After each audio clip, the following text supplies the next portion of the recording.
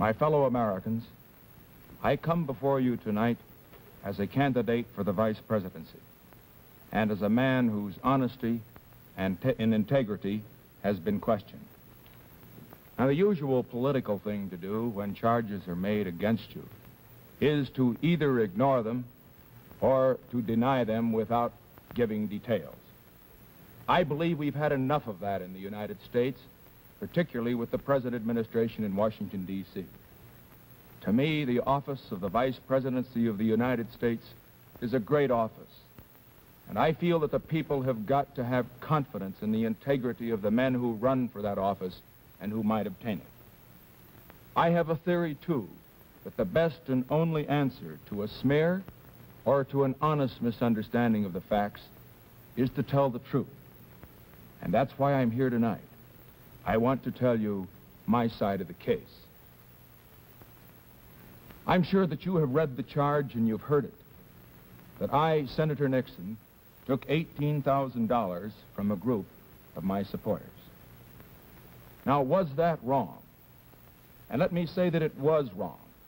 I'm saying, incidentally, that it was wrong, not just illegal, because it isn't a question of whether it was legal or illegal. That isn't enough. The question is, was it morally wrong? I say that it was morally wrong if any of that $18,000 went to Senator Nixon for my personal use.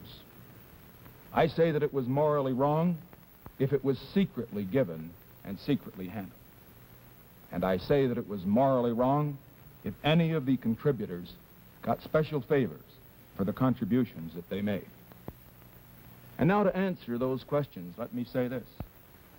Not 1 cent of the $18,000 or any other money of that type ever went to me for my personal use. Every penny of it was used to pay for political expenses that I did not think should be charged to the taxpayers of the United States. It was not a secret fund. As a matter of fact, when I was on Meet the Press, some of you may have seen it last Sunday, Peter Edson came up to me after the program, and he said, "Dick, what about this fund we hear about?" And I said, "Well, there's no secret about it. Go out and see Dana Smith, who was the administrator of the fund." And I gave him his address.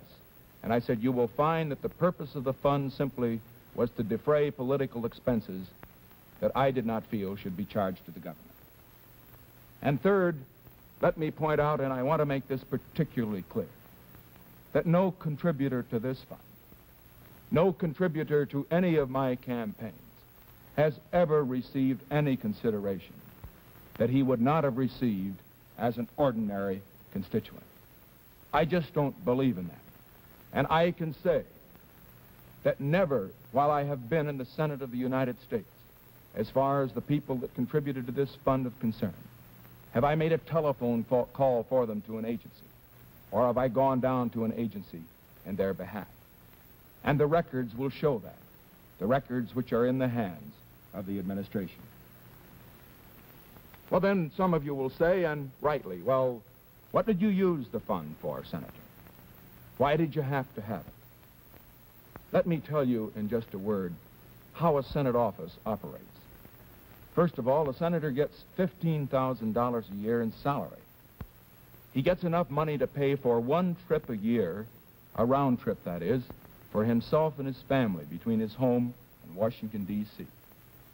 And then he gets an allowance to handle the people that work in his office, to handle his mail.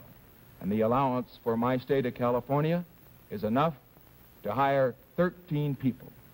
And let me say, incidentally, that that allowance is not paid to the senator. It's paid directly to the individuals that the senator puts on his payroll. But all of these people and all of these allowances are for strictly official business. Business, for example, when a constituent writes in and wants you to go down to the Veterans Administration and get some information about his GI policy. Items of that type, for example. But there are other expenses which are not covered by the government. And I think I can best discuss those expenses by asking you some questions.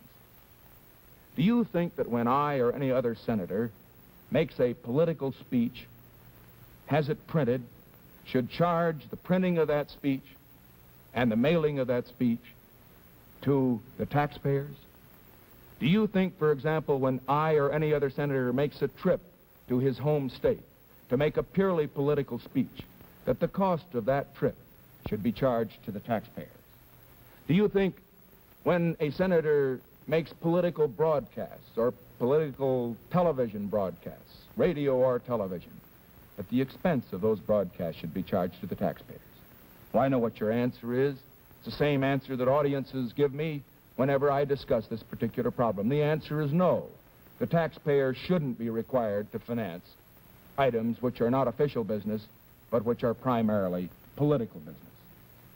Well, then the question arises, you say, well, how do you pay for these, and how can you do it legally? And there are several ways that it can be done, incidentally, and that it is done legally in the United States Senate and in the Congress. The first way is to be a rich man. I don't happen to be a rich man, so I couldn't use that way. Another way that is used is to put your wife on the payroll. Let me say, incidentally, that my opponent, my opposite number for the vice presidency of the Democratic ticket, does have his wife on the payroll, and has had her on his payroll for the past 10 years. Now, just let me say this.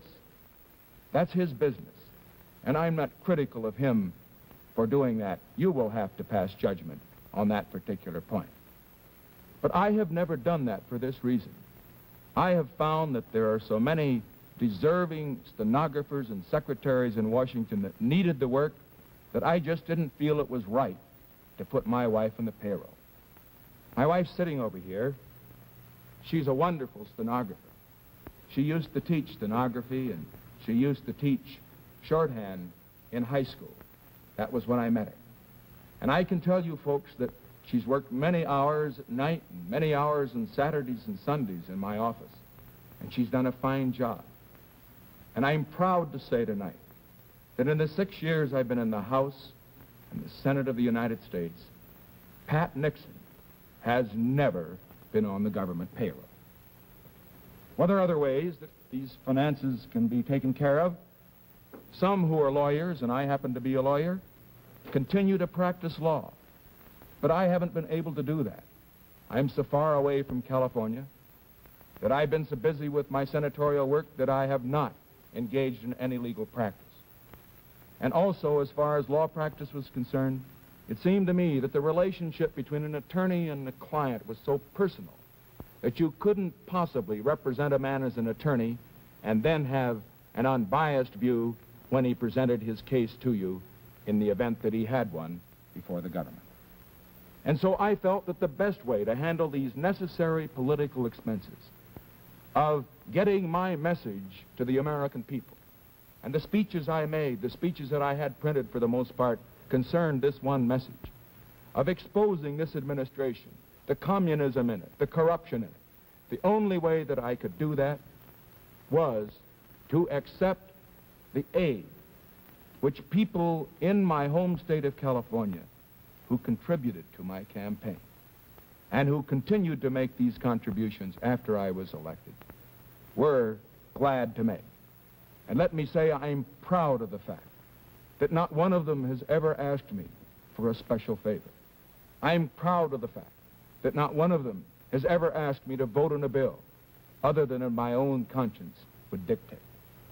And I'm proud of the fact that the taxpayers, by subterfuge or otherwise, have never paid one dime for expenses which I thought were political and shouldn't be charged to the taxpayers.